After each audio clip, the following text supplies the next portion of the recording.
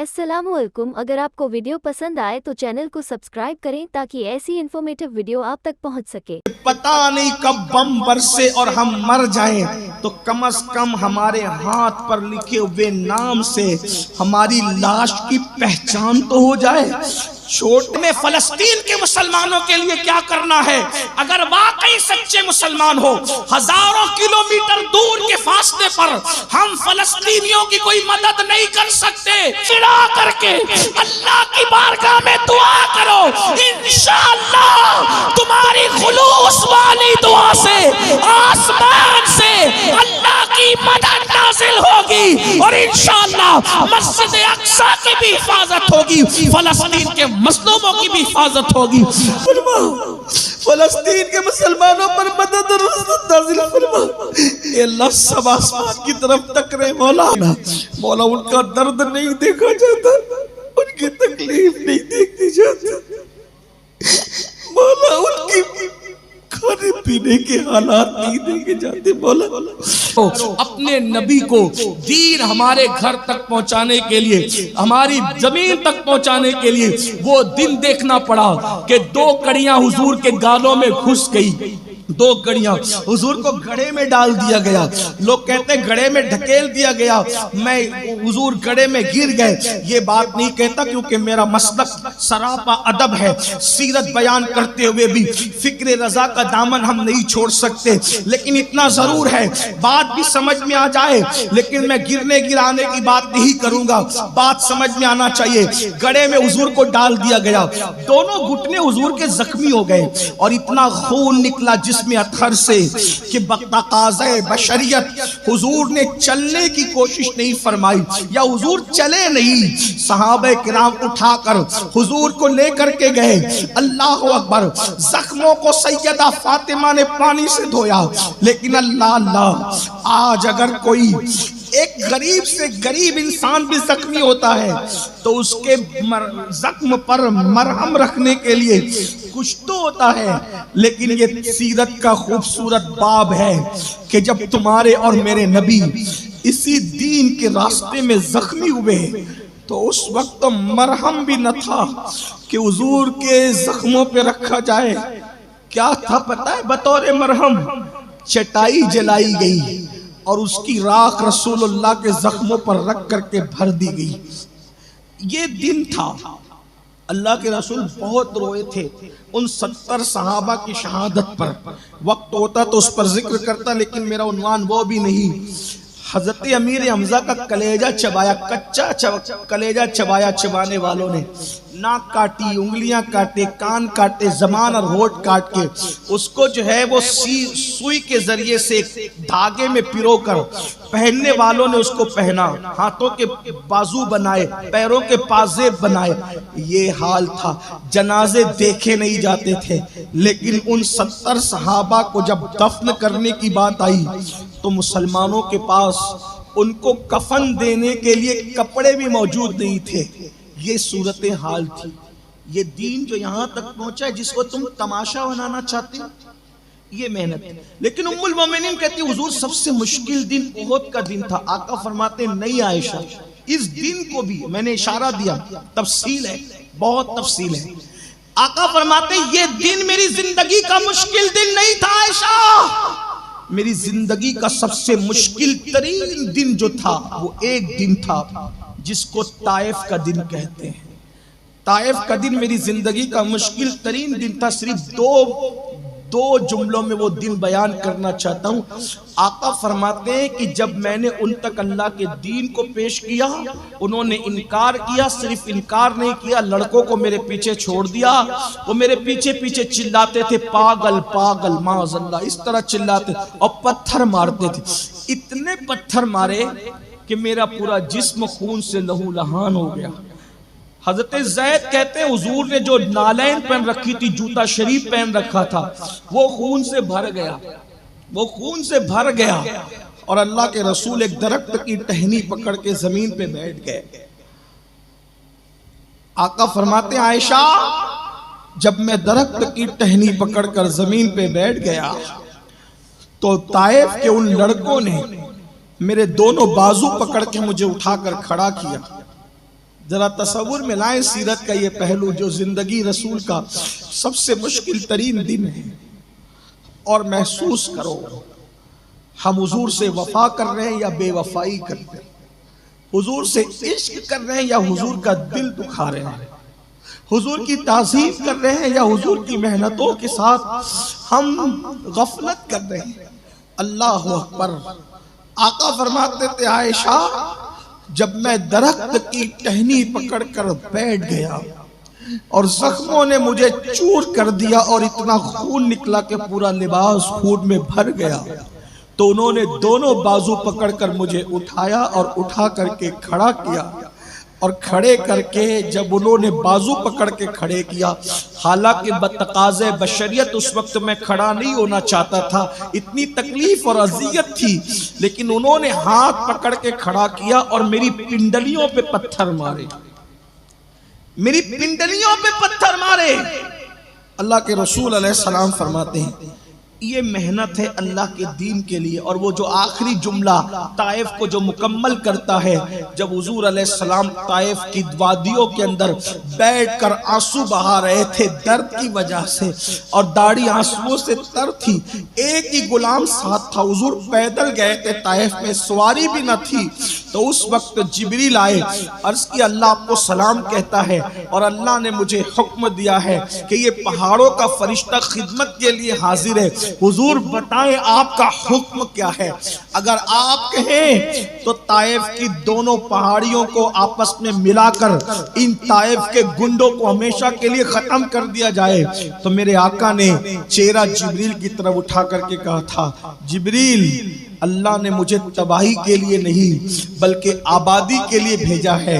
ये ईमान नहीं लाते, इंशाअल्लाह इनकी आने वाली नस्लें मुझ पर ईमान लाएगी, इसलिए मैं इनकी बर्बादी की दुआ नहीं करता। लेकिन आपसे पूछता हूँ मेरी कौम के जवानों, हुजूर ने गलबे दीन के लिए, अल्लाह के दीन को हमारे घर तक पहुँचाने के लिए इतनी मेहनत की, न किसी आलिम की मेहनत उनके सामने कुछ, न किसी खतीब की, न किसी अदीब की, कोई कितना ही बड़ा दाई है, दीन है, अदीब है, खतीब है और कुछ भी है, हुजूर की जिंदगी का वो एक दिन उसके सामने किसी की मेहनत कोई हैसियत नहीं रखती।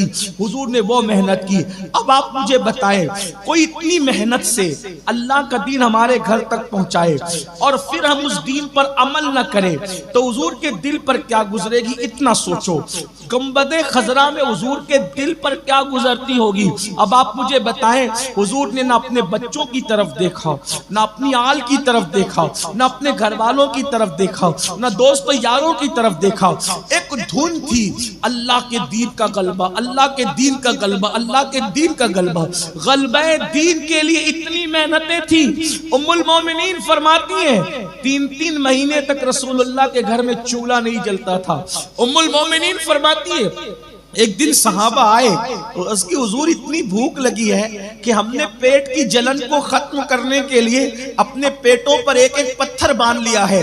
तो अल्लाह के रसूल सल्लल्लाहु अलैहि वसल्लम से जब भूख की शिकायत करते हुए पेट का एक पत्थर बताया तो हुजूर ने जब अपने पेट से चादर हटाई तो सहाबा सब अपना गम भूल गए कि सबके पेट पर एक पत्थर था और रसूलुल्लाह के पेट पर 2-2 पत्थर बंधे हुए थे। ये मेहनत है। अब आपसे पूछता हूं, इस मेहनत का सिला हम दे तो कुछ नहीं सकते, लेकिन दे क्या रहे हैं। गलबे दीन का मतलब क्या था, सब कलेमा पढ़े चले। एक अक्सर तादाद कलमा पढ़ रही है दुनिया में, 250 करोड़ लोग हुजूर की मेहनत से कलमा पढ़ चुके। ये दीन का सिलसिला आगे बढ़ेगा, लेकिन हम क्या कर रहे हैं। गलबे दीन क्या था कि हम मस्जिदों को भर देते, हम मस्जिदों को भर देते। आपसे पूछता हूं, कितने मुसलमान हैं जो हुजूर अलैहिस्सलाम की इस मेहनत को सामने रखकर मस्जिदों को भरने के लिए जाते हैं। फजर की नमाज में जब सोते पड़े रहते हो तो हुजूर अलैहिस्सलाम के दिल पे क्या गुजरती होगी। हुजूर की मेहनतों का यही सिला है। आप बताओ, फिर हमारे नौजवान अगर शराब पीते हैं, नशा करते हैं, जुआ खेलते हैं, औरतों पर पाप की नजर डालते हैं, बल्कि यहां तक आशिक़े रसूल कहलाने वाले जलसे में जिनके जज्बात बेकाबू हैं, जब वो किसी लड़की के साथ फहश और जिना की गुफ्तगू करते होंगे तो मौलवी साहब को तो नहीं पता कि आप क्या कर रहे हैं, लेकिन मौला मुस्तफा जाने रहमत को तो पता है ना कि आप और हम करते क्या हैं। उस वक्त हुजूर के दिल पे क्या गुजरती होगी जब सट्टा और सूद और हराम धंधे करते हो, उस वक्त हुजूर के दिल पे क्या गुजरती होगी जब अपने पड़ोस की औरतों पर पाप की नजर डालते हो, उस वक्त हुजूर के दिल पे क्या गुजरती होगी। सुन लो, मस्जिदों को वीरान करने वालों, अल्लाह के दीन को पीठ के पीछे डालने वालों, हजाम की कुर्सियों पर बैठकर दाढ़ी मुंडा मुंडा कर इन मुकद्दस बालों को गटरों में फेंकवाने वालों, रसूलुल्लाह के दिल पे क्या गुजरती होगी। मैं उस कौम से बिल्कुल खिताब नहीं कर रहा हूं जो नबी को मरकर मिट्टी में मिल जाने वाला मानती है। मेरा खिताब तो उस जिंदा कौम से है जिसका अकीदा है तू जिंदा है वल्लाह, तू जिंदा है वल्लाह। मेरी चश्मे आलम से छुप जाने वाले जब नबी जिंदा है, जानों से ज्यादा करीब है, तो अब बताओ हम जो जुल्म जुर्म करते हैं, गुनाह करते हैं, उससे हुजूर को क्या तकलीफ पहुंचती। बस इतना सुन ले, क्या तकलीफ पहुंचती है पता है। ताइफ की वादियों के पत्थर, तवज्जो करना, इस जुमले को दिल में जगा देना। ताइफ की वादियों के पत्थर हुजूर के जिस्म जाहिर को जख्मी करते थे और हमारे गुनाह के नश्तर रसूलुल्लाह के दिल को जख्मी करते हैं। क्या नन्हे नन्हे बच्चों की शहादत, मासूम बच्चों की शहादत, अल्लाह अकबर। गौर करें, बेगुनाह बच्चों की शहादत, अल्लाह अकबर। सोचो तो सही, अगर बहनें मौजूद है उनसे पूछता हूँ, एक माँ इस दर्द को समझ सकती है, एक माँ इस दर्द को समझ सकती है। अगर किसी माँ की गोद में उसके बच्चे को शहीद कर दिया जाए, उस माँ का दिल क्या कहेगा। जरा गौर तो करें। आप हजरात इसलिए जमीन पे जिंदा हो ताकि फिलिस्तीन की वो मजलूमों की वीडियो को एक दूसरे के व्हाट्सएप पर सिर्फ शेयर करो और कहो कि क्या हो गया। आप क्या कर रहे हैं उनके लिए, आपने क्या किया उनके लिए, बताओ। इतनी खुदगर्जी, इतनी बेहिसी, अल्लाह अकबर। अब आपसे पूछता हूं, कलकत्ता वालों, अगर इसी का नाम उम्मत का दर्द है, इसी का नाम इंसानियत का दर्द है, इसी का नाम कौम का दर्द है, क्या सिर्फ फोटो और वीडियो शेयर करने की हद तक है। ये काम तो दुश्मन भी कर रहा है, हम सिर्फ वीडियो फोटो शेयर करने वाले नहीं। कभी सोचा इनके साथ ये हो रहा है। हॉस्पिटल के अंदर इतनी लाशें हैं, इतनी लाशें हैं कि लाशों की पहचान नहीं है। मैं आपको कोई जज्बात में नहीं लाना चाहता। एक खातून वहां की, उसकी तकरीर मैंने सुनी, वो ये कह रही है कि फिलिस्तीन के बच्चे अपने हाथों पर इसलिए नाम लिख रहे हैं। फिलिस्तीन के बच्चे, अपने बच्चों को तसव्वुर में ला करके सोचो, फिलिस्तीन के बच्चे अपने हाथों पर नाम, फिलिस्तीन के बच्चे अपने हाथों पर इसलिए नाम लिख रहे कि पता नहीं कब बम बरसे और हम मर जाएं, तो कम से कम हमारे हाथ पर लिखे हुए नाम से हमारी लाश की पहचान तो हो जाए। छोटे बच्चों का मुस्तकबिल क्या होता है, छोटे बच्चों को क्या समझता है। मुसलमानों, हम उनके लिए क्या कर रहे हैं, क्या कर सकते हैं। मैं आपसे पूछता हूँ, आज अगर आप पर उसका कोई असर नहीं है, फिलिस्तीन में जो हो रहा है उसका कोई असर आप पर नहीं है, तो आपसे पूछता हूँ, यही हुजूर के उम्मती होने का सबूत है। अल्लाह ना करे जो वहां का जवान बेगोरो कफन दफन के बगैर पड़ा हुआ है, अगर आपका सगा भाई भी ऐसी पड़ा होता तो भी आप रात के 3 बजे तक के जिना की फिल्म यूं ही देखते रहते। बताओ, हुजूर के उम्मती होना, बताओ। अपने जमीर से पूछो, अपने दिल से पूछो। अगर तुम्हारी भी बहन जवानी में बेवा हो जाती बैतुल मुकद्दस के लिए, तो फिर तुम इसी तरह गाना सुनते रहते, इसी तरह तुम नाच गाना करते रहते, यहूद और नसारा की तरह इसीलिए चेहरा ऐसे ही चेहरा बनाते रहते, शादियों में ऐसे ही डीजे बजाते रहते। आपसे पूछता हूं, क्या असर है सिर्फ वीडियो शेयर करने की हद तक, सिर्फ फिल्में शेयर करने की हद तक मुसलमान हो? बताओ। आका फरमाते हैं, मुसलमान मोमिन तो एक जिस्म की तरह है, जैसे जिस्म के किसी भी हिस्से को तकलीफ पहुंचती है तो पूरा जिस्म बेकरार हो जाता है, ऐसे ही दुनिया में कोई मुसलमान परेशान होगा, अगर तुम्हारे अंदर ईमान की रूह मौजूद है तो हर मुसलमान तड़पेगा, हर मुसलमान बेचैन होगा, हर मुसलमान बेकरार होगा। लेकिन कलकत्ता वालों, ये भी कहता हूं, फलस्तीन में होने वाले जुल्म की वजह से हम उनके साथ तो हैं, मजलूमों के साथ, और जुल्म करने वालों की मुजम्मत करते हैं, लेकिन उनकी वजह से हम अपने मुल्क का माहौल खराब न करें, अपने मुल्क के अमन को बर्बाद न करें। हम अमन वाली कौम है। रास्तों में निकलकर जज्बाती नारों की बजाय हमें फलस्तीन के मुसलमानों के लिए क्या करना है। अगर वाकई सच्चे मुसलमान हो, हजारों किलोमीटर दूर के फासले पर हम फलस्तीनियों की कोई मदद नहीं कर सकते, लेकिन अल्लाह के रसूल अलैहिस्सलाम ने 1450 साल पहले हमें बताया कि हम कैसे मदद कर सकते हैं। फरमाया, सलाहुल मोमिन, दुआ मोमिन का हथियार है। रोड पे निकलने की बजाय मस्जिदों को भर दो, पांचों वक्त मस्जिदों को भर दो और गिड़गिड़ा गिड़गिड़ा करके अल्लाह की बारगाह में दुआ करो। इंशाअल्लाह तुम्हारी खुलूस वाली दुआ से आसमान से अल्लाह की मदद नाज़िल होगी और इंशाअल्लाह मस्जिद अक्सा की भी हिफाजत होगी, फलस्तीन के मजलूमों की भी हिफाजत होगी और जालिम काफिर किरदार तक पहुंचेगा। लेकिन बड़ी माजरत के साथ तुम मस्जिद में आना नहीं चाहते, और याद रखना, जब तक मस्जिदों में नहीं आओगे हालात नहीं बदलेंगे। जब तक मस्जिदों को आबाद नहीं करोगे हालात नहीं बदलेंगे। बड़ी सादगी से मुसलमान कहता है, मौलाना नमाज के लिए टाइम नहीं मिलता।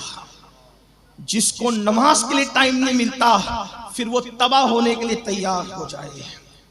अगर आज मुसलमानों के घर बारूद के ढेर पर हैं, बिल्डोजर के निशाने पर है या किसी और मामले में, तो याद रखना, तुमने अल्लाह के घर को वीरान किया, अल्लाह तुम्हारे घरों को वीरान न कर दे। बतौर बद्दुआ नहीं कह रहा हूं, वल्लाह कभी नहीं, मैं आपको बद्दुआ कैसे दे सकता हूं, नहीं, लेकिन आगाह करने के लिए कह रहा हूं। जो कौम खुदा का घर वीरान करती है, अल्लाह उस कौम के घरों को वीरान कर देता है। रोड पे आने में दिलचस्पी है, मस्जिद में आने में दिलचस्पी क्यों नहीं है? सिर्फ 10 मिनट का टाइम लगता है मस्जिद में आने में। मैं हाथ नहीं उठवाऊंगा, हाथ मत उठाना, लेकिन इस पूरे मजमे को कसम देकर पूछो, इशा कितने पढ़कर आए?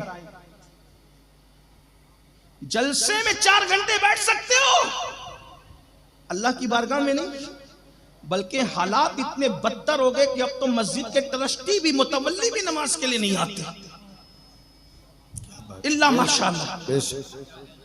सूरत हाल ये, और हम सोचते, और याद रखना, आज एक टुकड़ा फलस्तीन का जुल्म और बर्बरियत का शिकार हुआ है।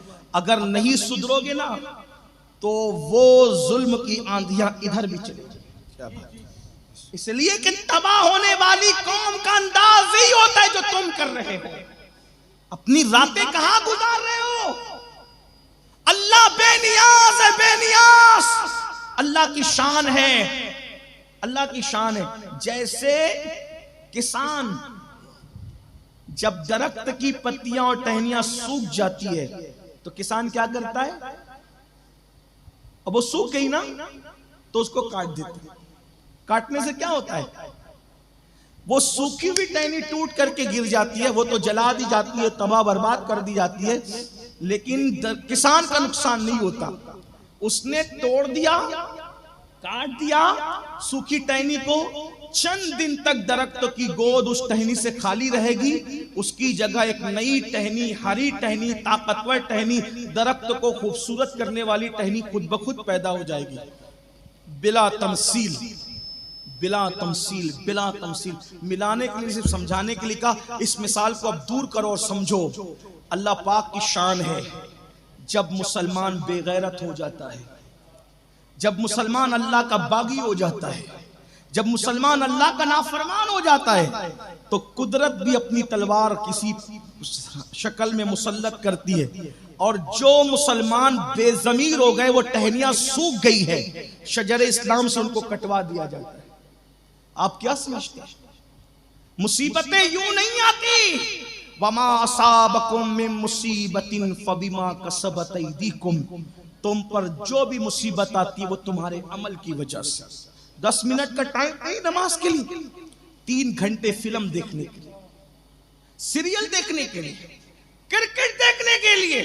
इंडिया पाकिस्तान का मैच होगा तो कारोबार बंद हो जाएंगे, सफर छोड़ दिया जाएगा। बताओ, जुल्म की इंतहा कर रहे हो मुसलमानों। इंडिया पाकिस्तान के मैच के लिए तो दुकान बंद किया, सफर छोड़ा। कभी नमाज के लिए भी दुकान बंद की?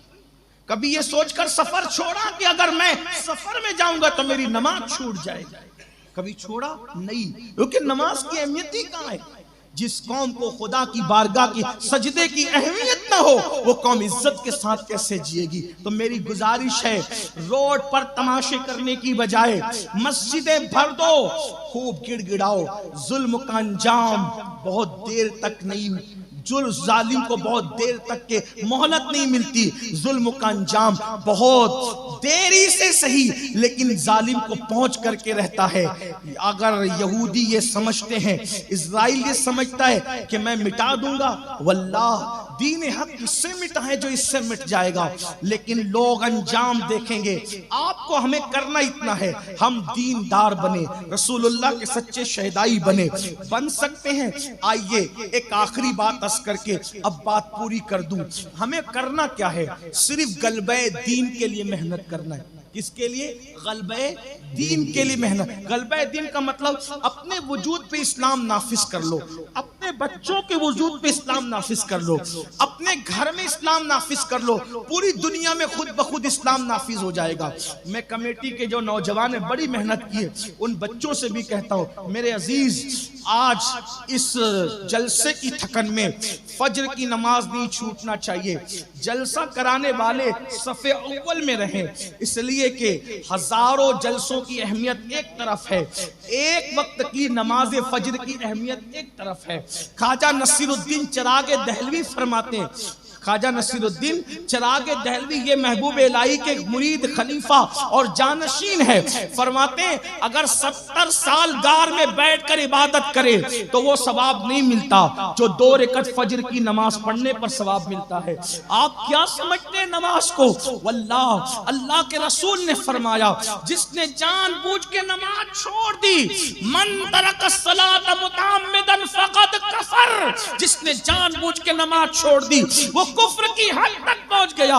11वीं वाले पीर का महीना शुरू हो गया, पूरी दुनिया में 11वीं वाले पीर के डंके बज रहे हैं। वो हमारा गौस जिस पर हमें नाज है, जिसने मुर्दों को जिंदा किया, जिसने दीन को जिंदा किया, वो गौसुल आजम दस्तगीर जिसके बारे में खिज़्र कहते हैं, न इनसे पहले कोई ऐसा वली आया और न क़यामत तक इन जैसा वली कोई आ सकता है, जिनके बारे में फना फिल गौस सैयदना इमाम अहले सुन्नत यूं कहते हैं, तेरा जर्रा महे कामिल है या गौस, तेरा जर्रा महे कामिल है या गौस, तेरा कतरा यमे साइल है या गौस, तू अपने वक्त का सिद्दीक अकबर गनियो हैदरो आदिल है या गौस, गनियो हैदरो आदिल है या गौस। और कोई साइल हो, कोई सालिक हो, कोई सालिक हो या वासिल है या गौस, वो कुछ भी है, तेरा साइल है या गौस। और कहते हैं हजारों ताबई से, हजारों ताबई से तू फजूतर, ये तबका मुजमलन फाजिल है या गौस। और कहते वो क्या जानेगा फजले मुर्तजा को जो तेरे फजल का जाहिल है या गौस। और कहा तूने कि जो मांगो मिलेगा, रजा तुझसे तेरा साइल है या गौस। कहा सारे अख्ताबे जहां करते हैं काबे का तवाफ, सारे अख्ताबे जहां करते हैं काबे का तवाफ, काबा करता है तवाफे दरे वाला तेरा। और क्या मर्तबा है गौस है बाला तेरा, ऊंचे ऊंचों के सरों से कदम आला तेरा। वो गौस बड़े पीर जिनकी निस्बत पे नाज है हमें, वो गौसे पाक फरमाते हैं, बेनमाजी मरे उसे मुसलमान के कब्रिस्तान में दफन मत करो। जब गौसे पाक बेनमाजियों को मुसलमानों के कब्रिस्तान में पसंद नहीं करते, तो वही गौसे पाक बेनमाजियों को अपने सिलसिले कादरिया में कैसे पसंद करेंगे। माजरत के साथ बुरा लगे कलकत्ता वालों, माफ करना, धंधे पानी की बातें और है, हकीकतें हाल कुछ और है।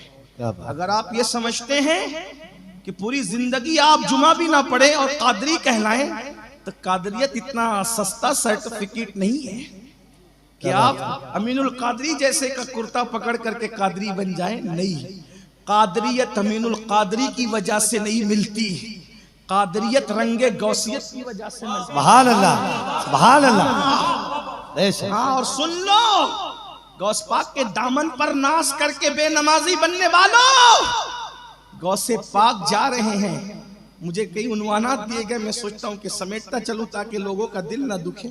मैं लोगों से ये भी कहता हूँ कि मेरा हाल तो लोगों ने शायरों की तरह कर दिया कि ये गजल भी पढ़ना, ये भी पढ़ना, ये भी पढ़ना। हालांकि एक उन्वान पे बात हो तो बड़ी अच्छी से हो सकती है, मगर बहरहाल मैं दिलों का ख्याल करने वाला बंदा हूँ। तवज्जो करें, गौस पाक जा रहे हैं। पीछे से एक चोर ने देखा कि मुर्शिद ने बड़ा कीमती कप लिबास पहना है, सोचा चलो यही उतार लो, दिन भर का खर्चा मिल जाएगा। पीछे से गया, जैसे ही दामन पकड़ा ना गौस पाक का, गौस पाक थे ना नबी के शहजादे, करीमुल अबवैन नजीबुत तरफैन। सुभान अल्लाह। मेरे इमाम कहते हैं, तू हुसैनी हसनी क्यों ना मुहियुद्दीन हो, ऐ खिजर मजमे बहरैन, ऐ चश्मा तेरा। सुभान अल्लाह, सुभान नबवी जिल अलवी बुर्ज बतूली मंजिल, हसनी चांद हुसैनी है उजाला तेरा। नबवी मिह अलवी फस्ल बतूली गुलशन, हसनी फूल हुसैनी है महकना तेरा। और कहते हैं, मुझको रुस्वा भी अगर कोई कहेगा तो यूं ही, हाँ वही ना वो रजा बंदे रुस्वा तेरा।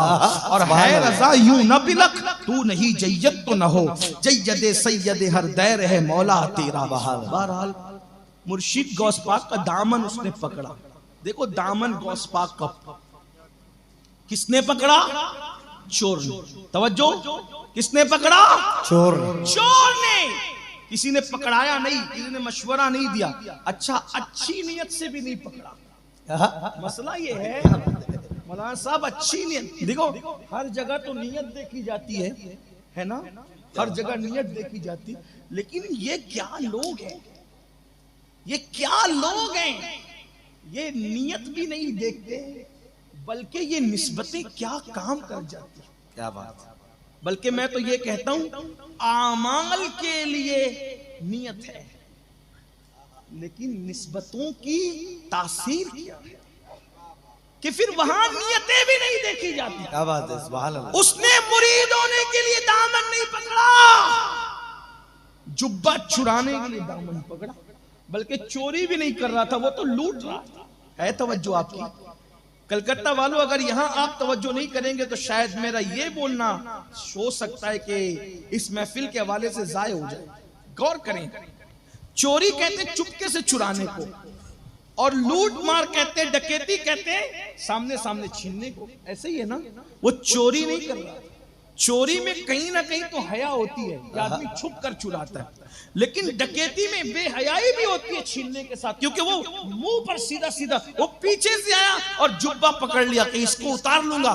गौस पाक दुबले पतले वजूद के थे, बड़ी सी दाढ़ी थी, बारोब चेहरा था, बड़ी बड़ी आंखें थी, गोल सा चेहरा था, दोनों भवें आपस में मिली हुई थी, आवाज इतनी बुलंद थी, 70,000 का मजमा तकरीर सुनने आता था। पहला बंदा जो सुनता था, आखिरी बंदा भी वही सुनता था।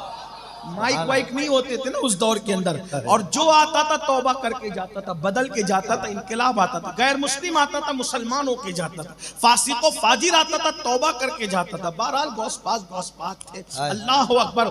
उनकी महफिल में सरपरस्ती के लिए रसूलुल्लाह खुद भी तशरीफ लाते, कभी हजरत मूसा अलैहिस्सलाम तशरीफ लाते, कभी मौला अली तशरीफ लाते, कभी हजरत खिदर तशरीफ लाते, और आप जब खिताब करते तो पूरी दुनिया के औलिया आपका खिताब सुना करते, पूरी दुनिया के औलिया। इसीलिए आप खिताब का तरीका ये था, खुतबा पढ़ते थे तो कहते थे अल्हम्दुलिल्लाह, फिर चुप हो जाते थे, फिर दोबारा कहते थे अल्हम्दुलिल्लाह। तो लोग कहते थे 2 बार अल्हम्दुलिल्लाह क्यों कहते?